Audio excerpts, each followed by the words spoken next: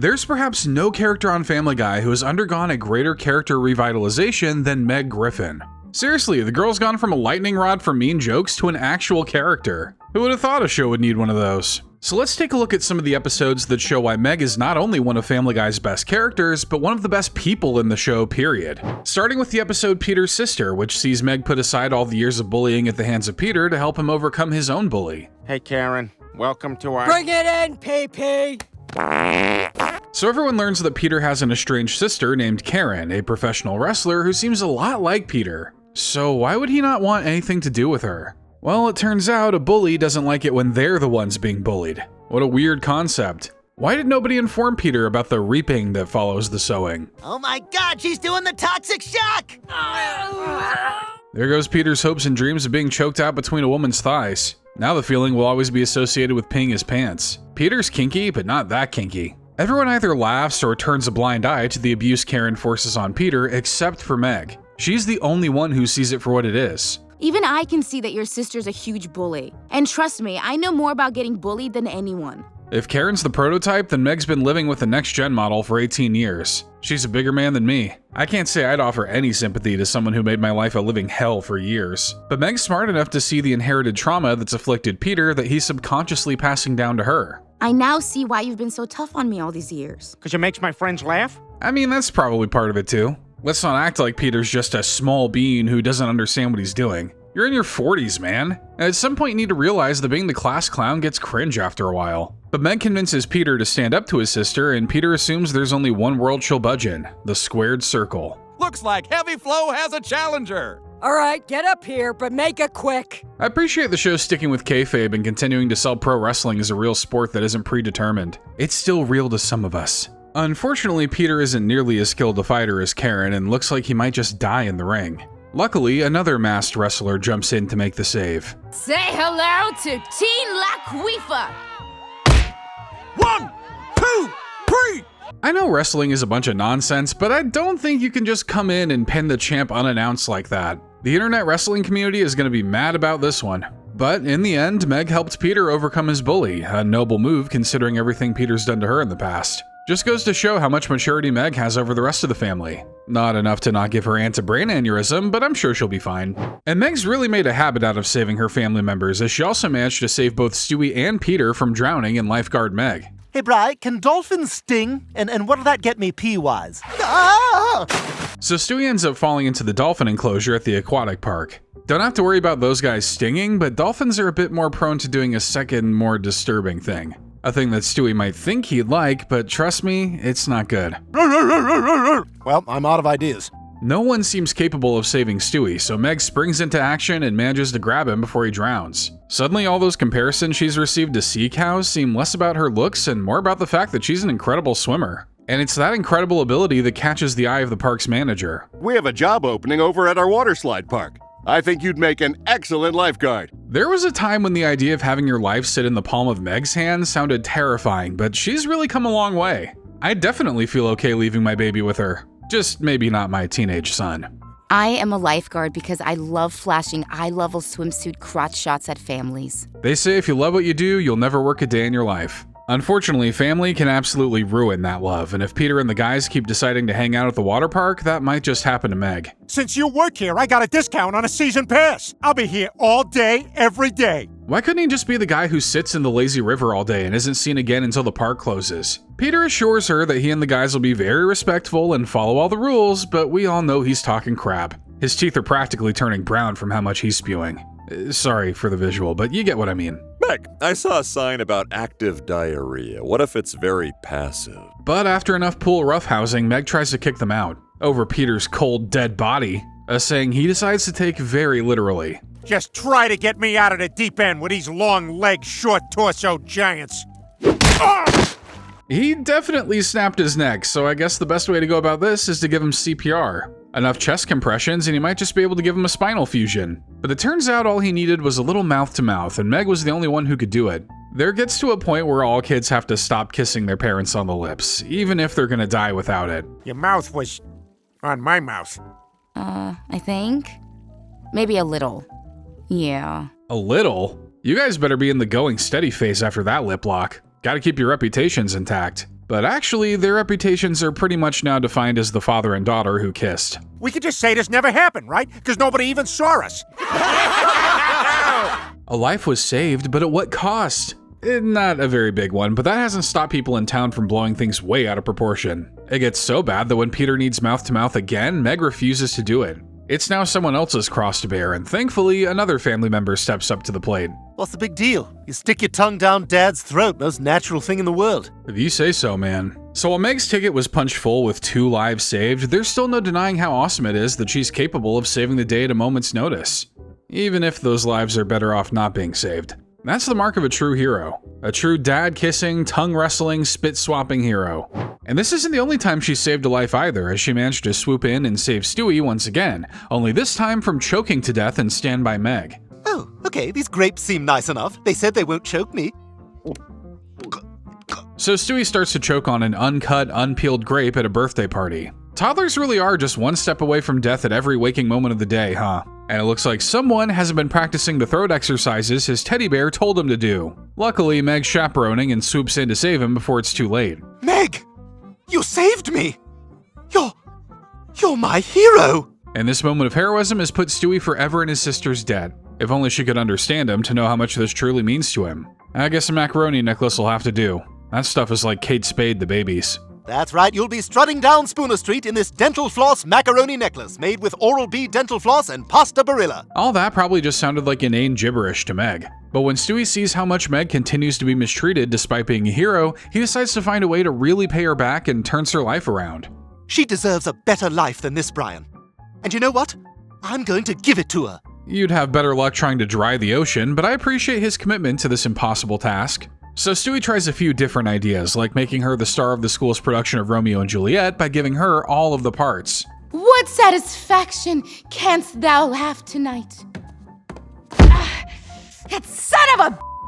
There's only one person on this show who can play all roles, and that's Seth MacFarlane. If the show falls on hard times, I wouldn't be surprised to see him take over all the voice roles. Hope you like Sinatra songs, because that's all you're going to be hearing. So that doesn't work, which means Stewie's next objective is to find her a boyfriend.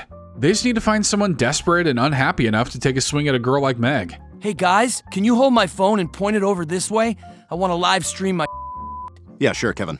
These kids and their obsession with wanting to video every part of their lives. But Kevin might just be the archetypal boyfriend for Meg. He's seen the horrors of war, so anything that Meg throws at him will just look like child's play. Well, this could be a chance for you to help someone else who maybe feels as bad inside as you do.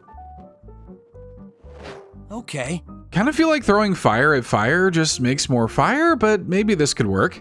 Meg and Kevin go on the date, but it unfortunately doesn't work out in the end. So, Meg, how was your night out with your boyfriend? Actually, we broke up. Oh, Meg, I'm so sorry. I guess some people just need to work on themselves before they're ready to be part of a union. Not Meg, though. She's a catch and a strong, independent woman who don't need no man. She's the one that broke up with him, not the other way around. So, you're okay with it? Yeah, it actually felt great to be empowered for once. Meg doesn't usually have these victories and confidence, but every now and then we get to see one. It honestly makes her even more likable, not being willing to settle for something when she feels like she deserves more. A very good mindset to have, but you know, maybe don't get too big of a head about this. A Meg with too much confidence is a dangerous thing. But another impressive show of confidence and self-worth for Meg took place in adult education, when she decided to leave a country she loved after finding out her fiancé only wanted her for a green card. How was day working at the bot farm, my love? It was great. I convinced a Facebook mommy group that diapers cause autism. So Meg ends up moving to Russia to be with her boyfriend Ivan, who never seemed to learn that mustaches go above the lip, not on the forehead. There really is a whole different world out there we have no idea about. Things there are pretty great, except for the potential of being poisoned by the government for making critical tweets. President Putin will not tolerate even the mildest of criticism. Can we have that in America, but for people with bad takes? I'm a busy clam. I do not need my scrolling time taken up by a guy paying for Twitter trying to sell me on flat earth theories. But after that little brush with death, Ivan realizes that it's time to get serious and pops the biggest question in Russia next to, you have a bear I can wrestle? Will you make me happiest man in all of Russia? Which is admittedly a very low bar. Oh, Ivan, yes! See, Meg eventually found her perfect match. And all it took was traveling to the other side of the world and acclimating to a completely different culture. Just know that you all can do that too, so think about that next time you're complaining about being single. I now pronounce Ukraine actually part of Russia. And I also pronounce you husband and wife. Things seem to be coming up Millhouse for old Meg, but she's hit by a wave of sadness over the fact that her family wasn't here to see the wedding. Well, there wasn't an open bar, so I don't think Peter would have come anyway. It's actually an insult to have a wedding that isn't designed to get everyone drunk. Hey, I have idea. Why don't we visit family in America? They can celebrate our wedding and say a proper farewell. What a nice idea from a man in a tracksuit who probably never actually jogs. But when Meg goes to call her family and let them know the plan, she overhears Ivan's true intentions. Ah, so you got green card marriage, huh? That's right. American cow fell for it. I'm actually pretty sure that's how most illegal immigration works. Just fly into the country and overstay your visa. Good luck building a wall high enough to block planes. But upon hearing this, Meg decides to get even by tweeting from Ivan's account, getting him filled with poison darts courtesy of the secret police. I'll give you something to laugh about. This is another great example of Meg finding herself in a situation where she could have everything she wanted on the surface level, but bets on herself and decides to make a stand. Luckily, there are a ton of other countries out there that she could try to find love in. I hear Sudan is lovely this time of year.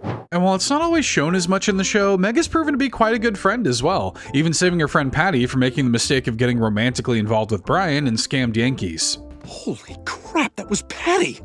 She's got a smoking hot body! So after wandering into the girls' locker room like someone just asking to get maced and kicked in the groin, Brian realizes that Meg's friend Patty has been gifted with supreme genetics. From the neck down, apparently. Didn't seem too interested when she had clothes on. Then again, Brian isn't interested in most women while they have clothes on. Hey, where's Patty? I don't know. Probably at her house?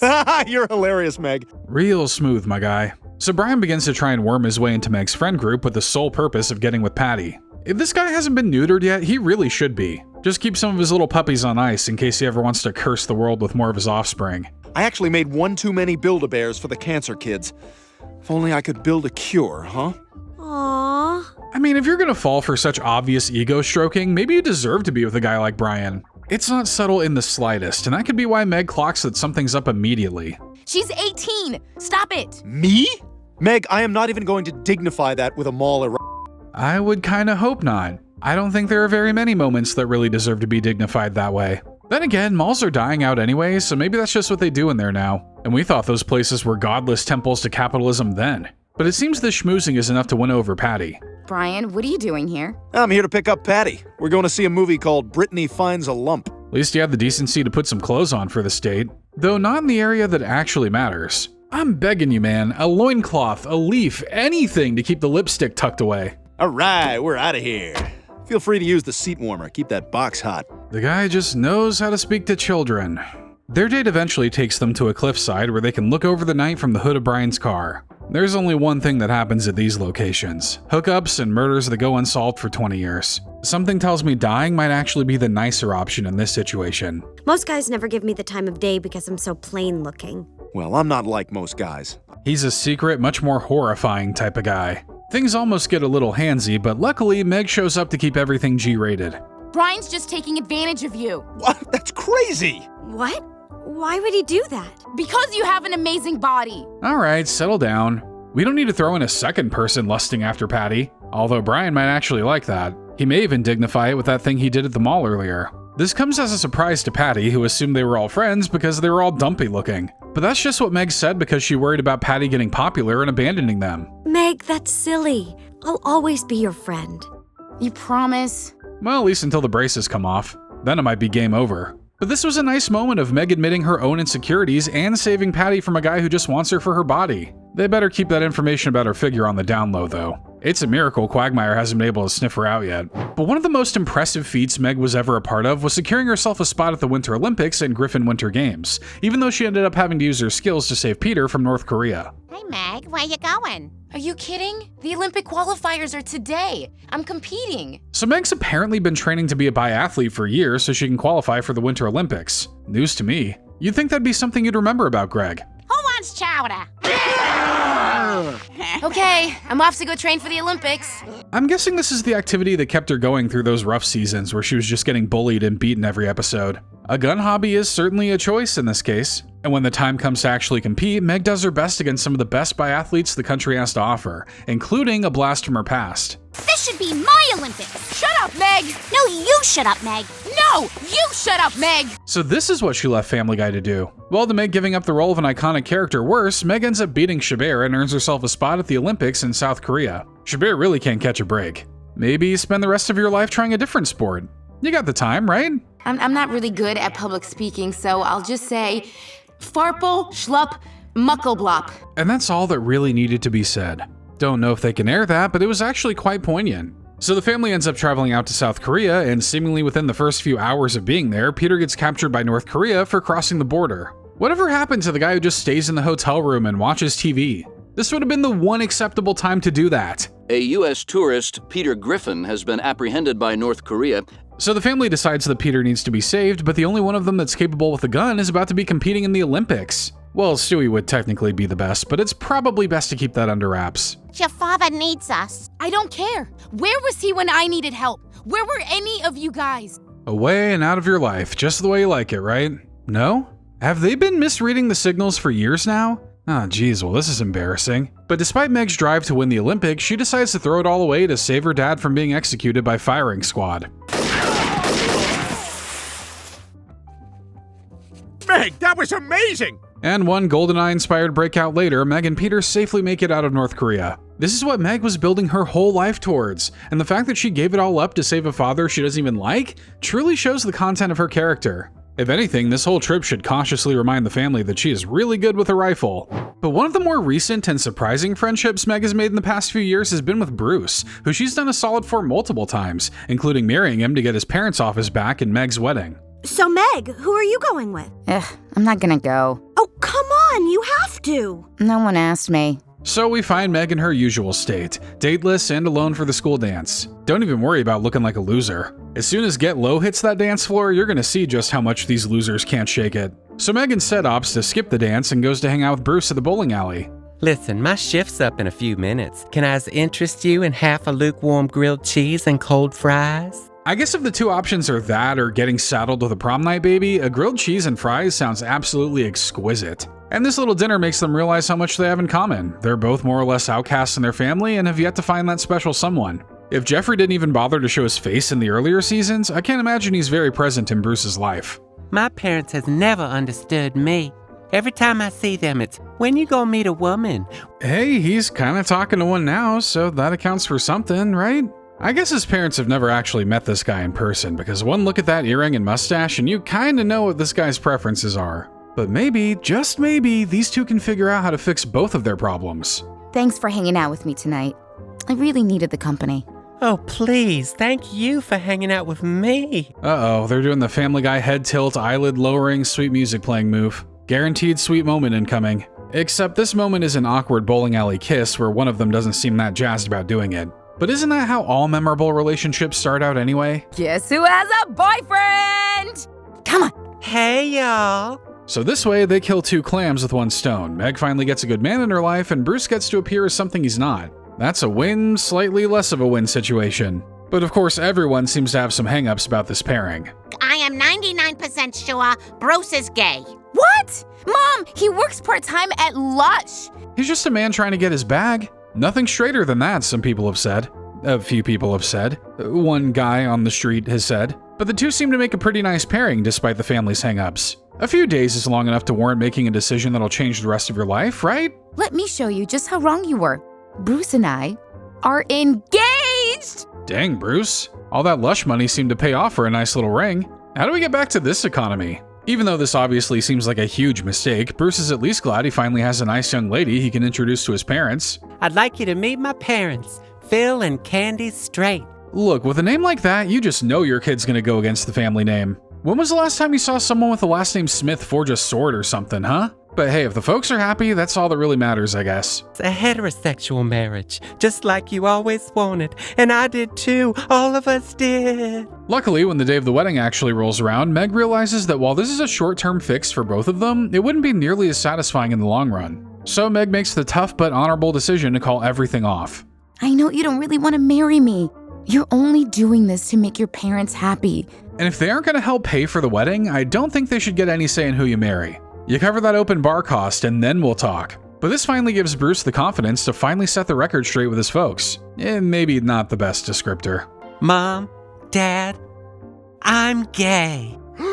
What? Peter, you knew that. Not only that, but Bruce also pops the question to Jeffrey, his longtime boyfriend. A happy ending for all. You know, until that eventual shark attack that kills Jeffrey, but we'll let them have their blissful happiness for now. Jeffrey, will you marry me? Oh, yes. Meg has gone to some great lengths for the benefit of Bruce, proving that she has the capabilities of being a good friend to anyone who's willing to give her the time of day. And that's a pretty big ask. But it's like getting in good with the mob. You scratch her back, she'll scratch yours. Give or take a few broken kneecaps along the way. But Meg has done an even bigger favor for Bruce as she agreed to be the surrogate mom for his and Jeffrey's baby and fertilized Meg. I don't know how you handle all these kids every week. Oh, I don't mind. I like children. Always wanted one of my own. So Meg's helping Bruce clean up the bowling alley when she learns that he and Jeffrey would love to have a baby. Wonder what's keeping them from adopting.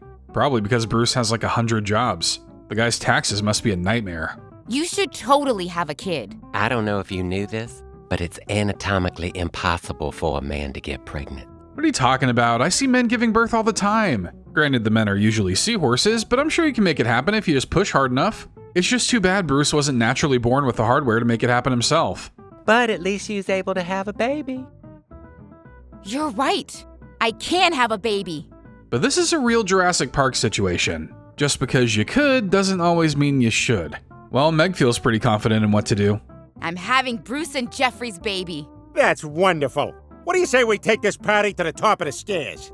A little early on that move, Peter. But you know the guy's always looking for an opportunity to push Meg down the stairs. But despite her parents' best wishes, Meg proceeds with the plan and snags herself an embryo. You thought this girl was weird now? Just wait until the cravings kick in. Can someone please go get me a cup of buffalo sauce and a hollowed out pickle to use as a straw to suck up the sauce? I'd admire the ingenuity if I didn't have all this sudden vomit in my mouth. Can't believe these babies eat all this weird stuff and then come out not wanting to eat anything. But Meg really puts her body through the ringer here, eating a bunch of gnarly stuff and having to expel a ton of milk from her body.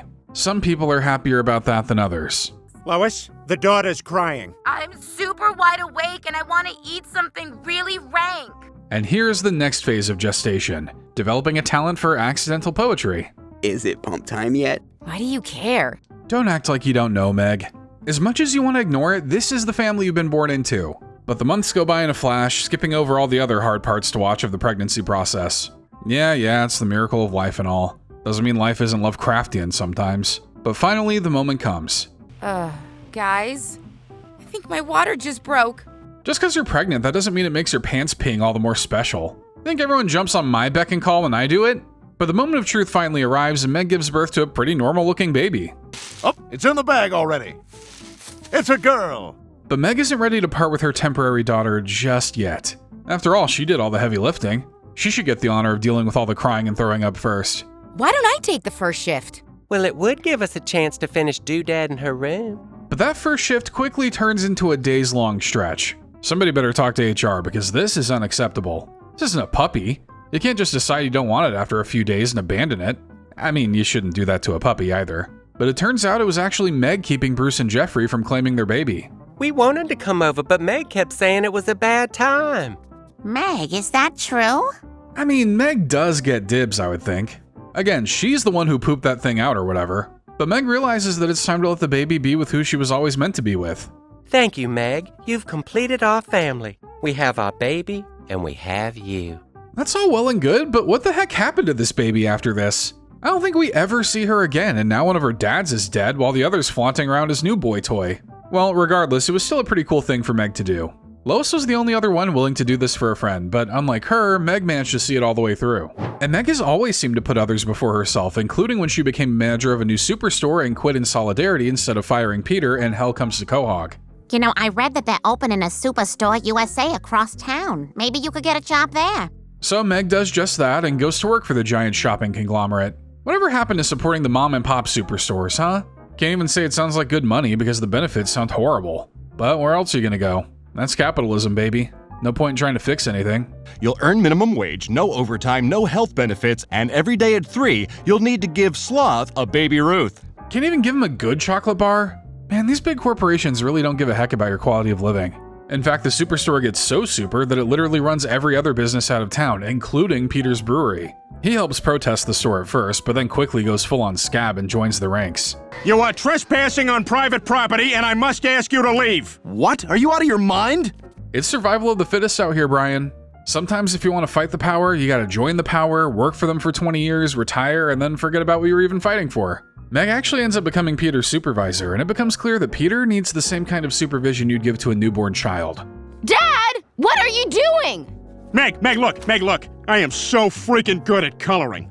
I've seen colorblind people with a better understanding of color theory than Peter. And a blue whale, a green snake, how predictable. You're never gonna break into the pretentious world of coloring books with this level of skill. Luckily for Meg, she ends up getting promoted to assistant manager. There's just one thing she's gotta do first.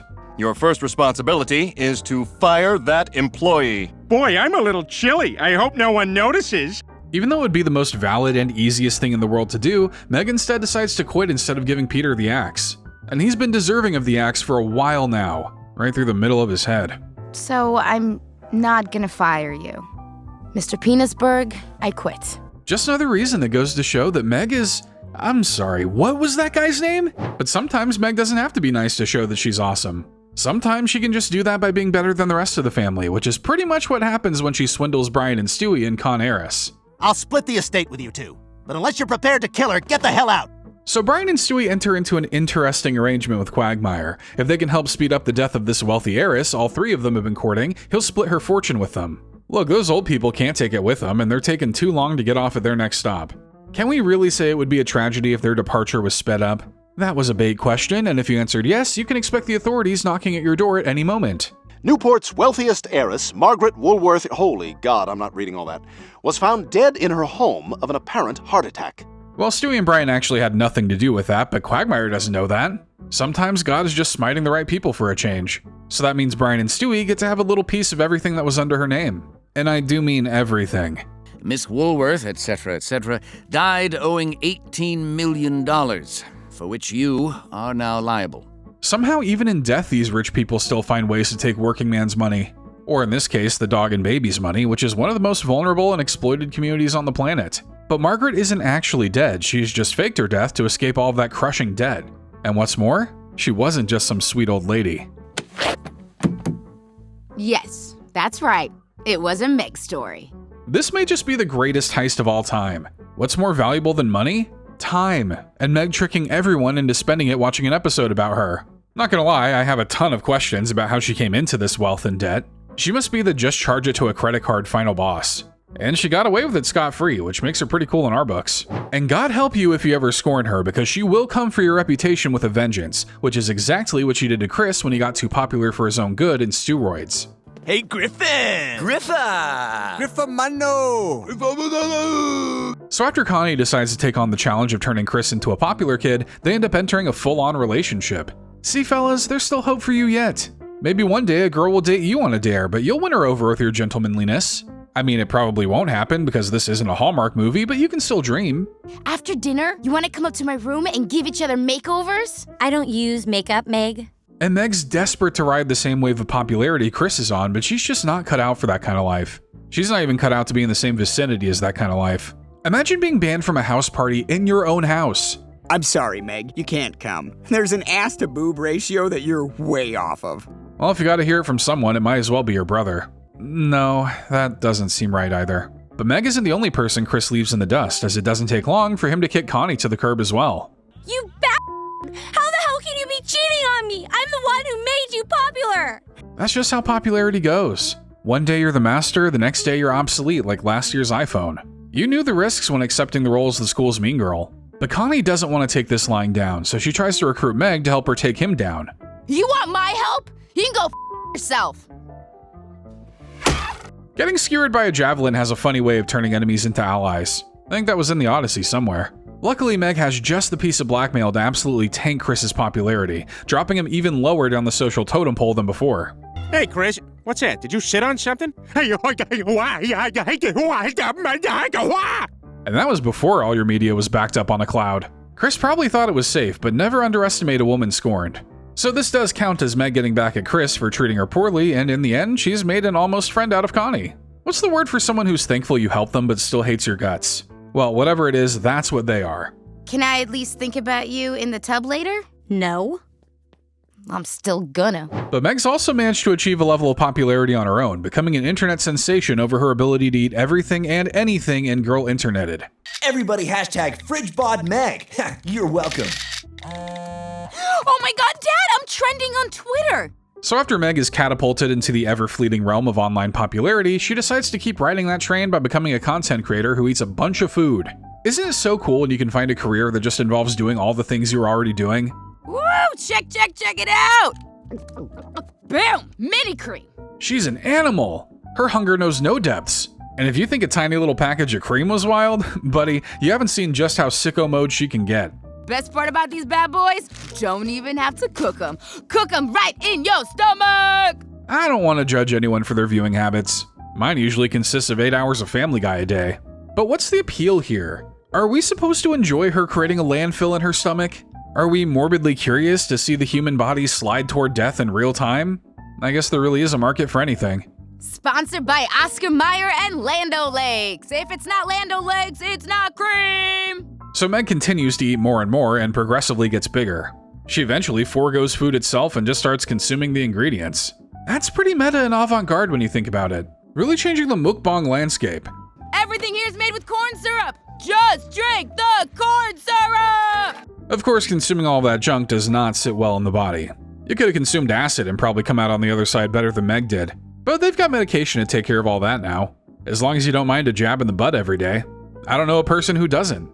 Pencresta makes opiates look like baby aspirin. So one diabetes medication sponsorship and one loss of feet later, Meg has become uber popular with everybody, with her friends even copying her eating habits. And it's only after staring the abyss right in the face that Meg learns just how bad this lifestyle is. If anyone remembered what we looked like, it would be shocking how fat we are. No, it's still pretty shocking. After essentially looking at herself in the mirror and not liking what she saw, Meg realizes that it's time to give up the fame and walk back her devotion to this unhealthy lifestyle. Not many people can do that. That's why I still see 30-year-olds with prank channels. My fridge will be full of fruits, vegetables, and lean meats! Yo, yo, yo! So Meg did manage to show that she has the moxie to make it big with her personality. The eating of a metric ton of food probably doesn't hurt either. But not only does that work in her world, it also makes her a ton of fun as a character we get to follow in these episodes. It's always something with her, and we love to see it. And Meg continues to show time and time again how she's able to do things that no one else in the family can do, like being the one to finally put Peter's archenemy down for good in The Chicken or the Meg. I'm ready to swine and dine. Oink, oink, boink, boink. So Meg goes on a farm animal themed dating show and hits it off with another contestant dressed like a chicken. Look, if a dog and a human can get together in this show, then surely a pig and a chicken can't be the most heinous pairing we've ever seen. I may be dressed like a pig, but I have 2 stomachs like a cow. You're funny. I think she was just informing you about her biology. Moving a little fast there, but it's nice that she's being upfront about her weird body. Unfortunately, the pig and chicken get voted off the show, but that doesn't mean they can't date in the real world. Hopefully with a lot less cross-species mating. And I don't care what you look like under that mask. That's good because I'm a chicken. Oh, okay, so it's just bestiality. I wish I could feel better about saying that sentence. But to their credit, they actually seem to form a nice little relationship. It's too bad Peter will never approve of the pairing. This is the son of his mortal enemy we're talking about. You know how hard it is to find a mortal enemy in adulthood?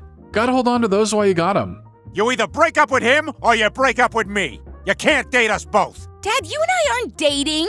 Okay, going steady then, but the exact terminology doesn't matter right now. But with this ultimatum, Meg has to either choose between her boyfriend or the guy that's made her life a living hell for decades. I'm shocked she didn't come to this decision a lot faster.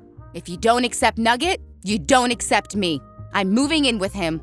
So Meg does just that, and believe it or not, Peter actually starts to miss her. I guess if my punching bag just got up and walked out of the house, I'd be pretty upset too. And despite all of Peter's efforts to get her back, Meg stands pretty firm in her decision. Dad, I told you, Nugget and his family treat me better than you guys ever did, and I won't be coming home. That's not even a high bar to clear either. Giving her any more than one meal a day would practically have you looking like a saint when compared next to the Griffins. But Meg isn't a Peter hater on the same level that Ernie is, and that causes a bit of friction in the giant chicken household. Meg, either you hate your dad or you leave this house. Please, just leave? You and Peter destroyed half the city for less before. The only way out of this is with bloody knuckles and swollen eyes. But despite Ernie being a borderline militant, he does have some class. Wait, I can't hit you. You're a girl. Huh.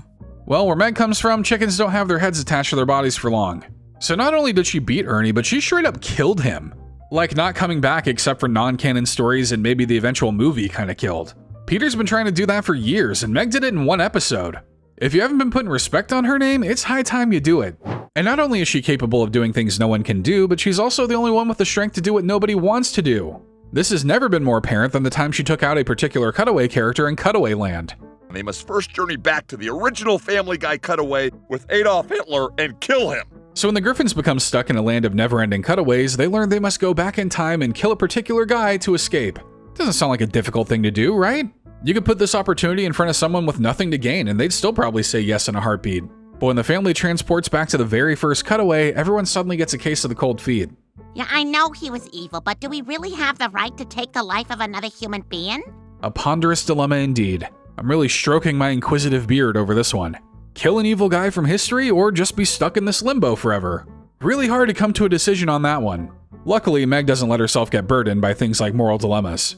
Hitler head, yo! He cried like a when I did it. There were probably a lot more efficient ways to go about it, but Meg stayed true to her heart and did what millions of people only wish they could have done. Sometimes it takes a person with true fortitude to do the dirty work of the world, and Meg loves nothing more than getting a little dirty, and we love her for it. And we hope you loved this video. Is Meg your favorite character? Let us know down in the comments. And if you want to help support the channel, don't forget to leave a like and hit the subscribe button if you want to see more.